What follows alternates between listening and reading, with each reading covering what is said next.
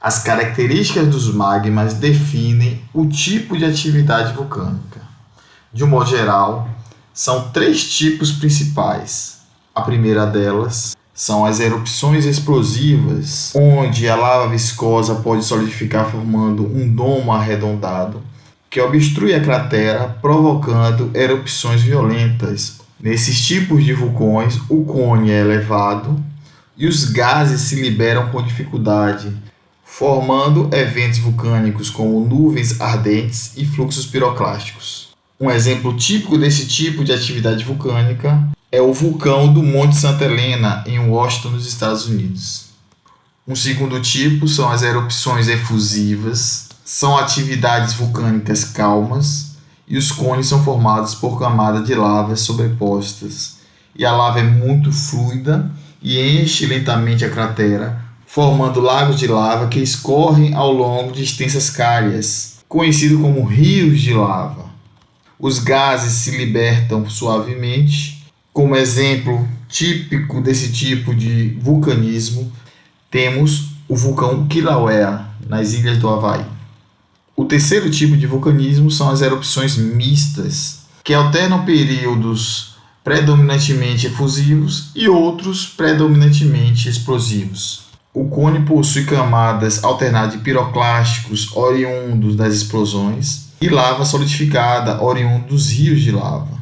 Nos períodos efusivos, a lava tem graus intermediários de viscosidade.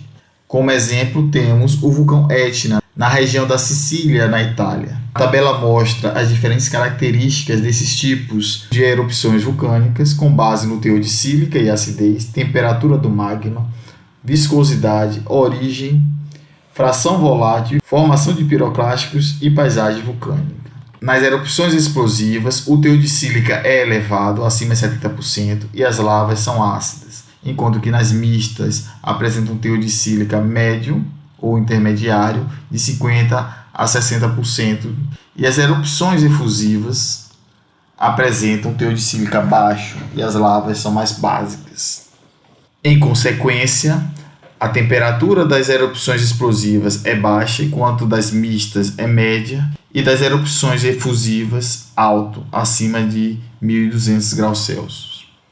A viscosidade das erupções explosivas são altas, enquanto que das mistas são médias e das erupções efusivas é baixa. A origem do magmatismo nas erupções explosivas ocorre em baixas profundidades, na litosfera. As mistas ocorrem em profundidade intermediária e as erupções efusivas ocorrem em profundidade elevada através da fusão do manto. Quanto à fração volátil, as erupções explosivas apresentam 4 a 6% de voláteis, as erupções mistas de 3 a 4% e as efusivas apresentam menor proporção de fração volátil, entre 1 e 2%. Quanto à formação dos piroclásticos, predominam cinzas vulcânicas nas erupções explosivas, formando nuvens ardentes com frequência. As erupções mistas, cinzas, lápis e bombas. E as erupções efusivas, praticamente inexistem piroclastos. Já as paisagens vulcânicas, nas erupções explosivas, os cones são pronunciados e as vertentes são inclinadas.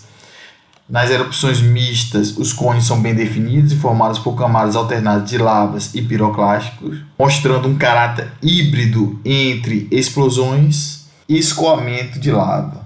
Já nas erupções efusivas, os cones são pouco pronunciados e são formados por extensas corridas de lava.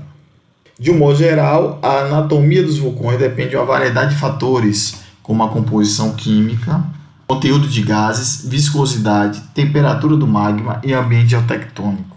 Os estilos eruptivos são classificados como fissurais e centrais.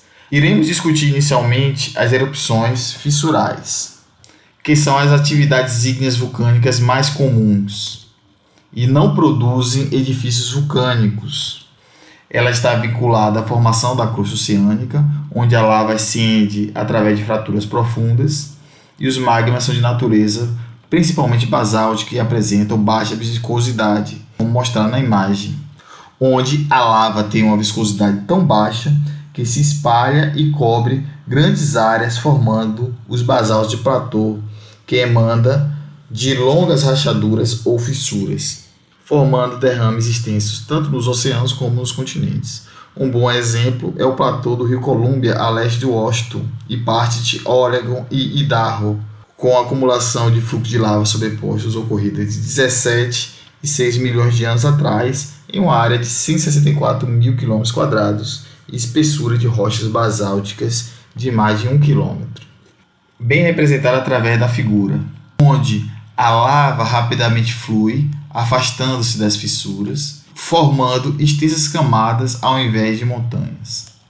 Nas erupções fissurais são comuns a presença de cones vulcânicos, geralmente formados inteiramente por cinzas vulcânicas, como mostrado na fotografia dos cones vulcânicos da fissura Laki na Islândia, que se abriu em 1783 e despejou o maior volume de lava terrestre já registrado, formando extensas camadas de cinzas vulcânicas solidificadas na forma de tufos.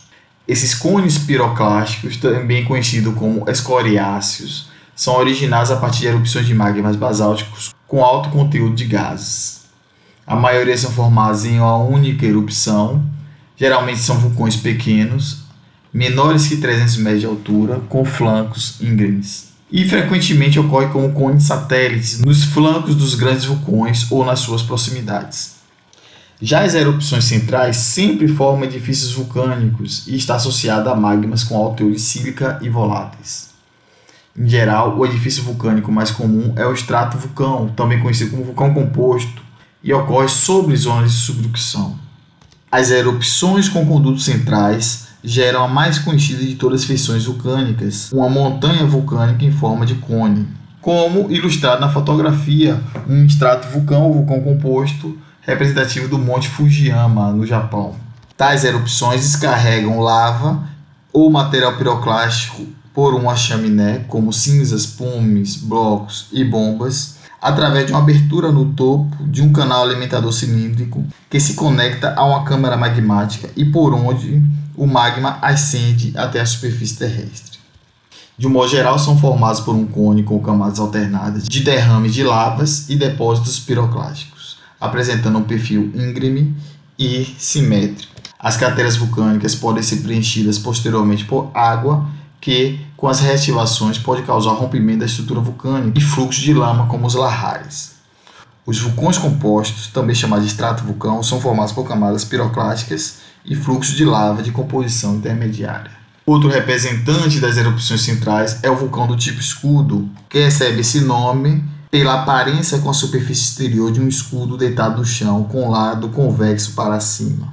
Produz fluxo de lava muito fluida, que constrói um edifício de grande extensão com flancos suaves que lembram um escudo.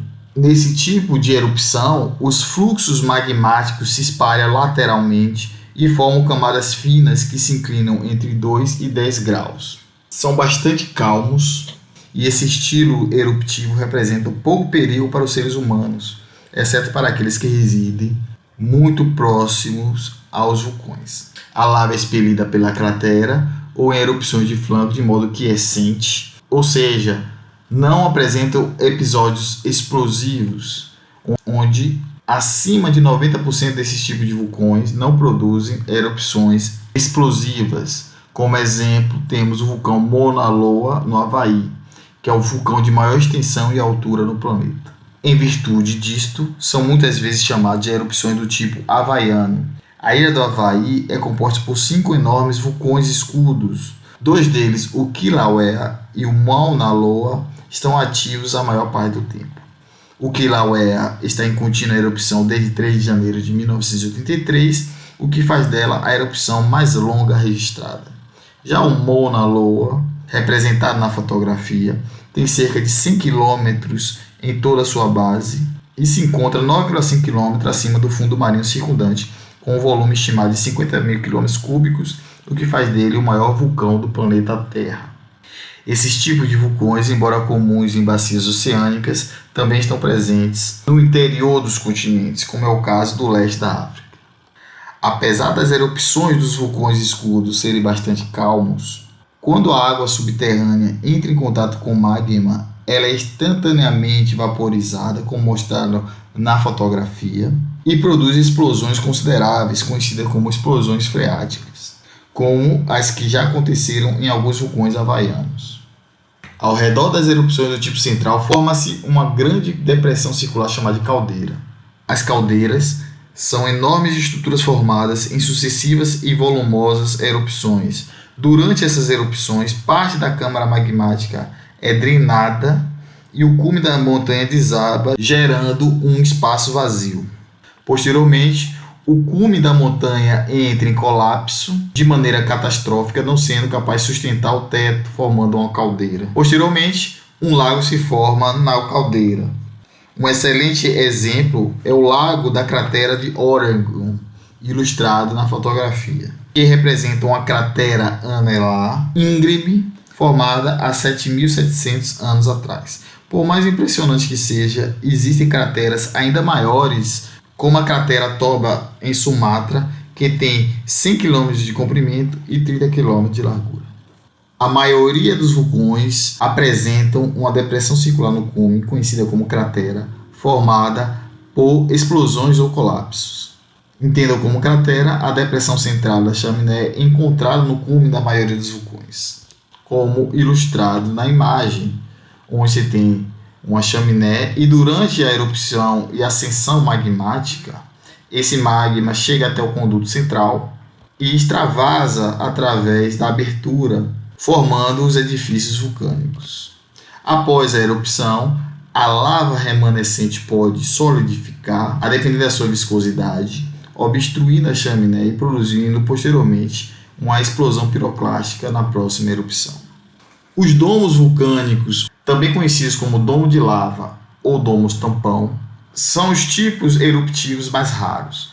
Em geral, são massas arredondadas de lavas félsicas que apresentam formas bulbosas e com vertentes abruptas. Pelas lavas extravasadas através desses vulcões serem muito viscosas, em geral, elas se acumulam acima da chaminé.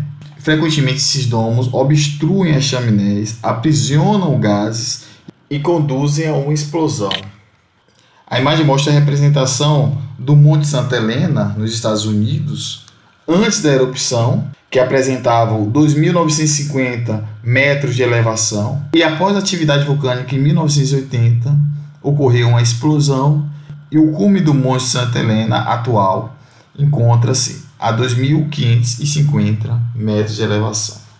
Como a síntese, temos que os estilos vulcânicos estão intimamente associados à composição do magma, ou seja, os magmas basálticos apresentam um conteúdo de sílica baixo e uma viscosidade baixa, um conteúdo de gases baixo entre 1 e 2%, e uma probabilidade de erupções explosivas baixo, produzindo estilos vulcânicos como erupções fissurais associadas a platôs basálticos, vulcão escudos e cones piroclásticos, principalmente como atividade vulcânica satélite nas erupções do tipo fissural.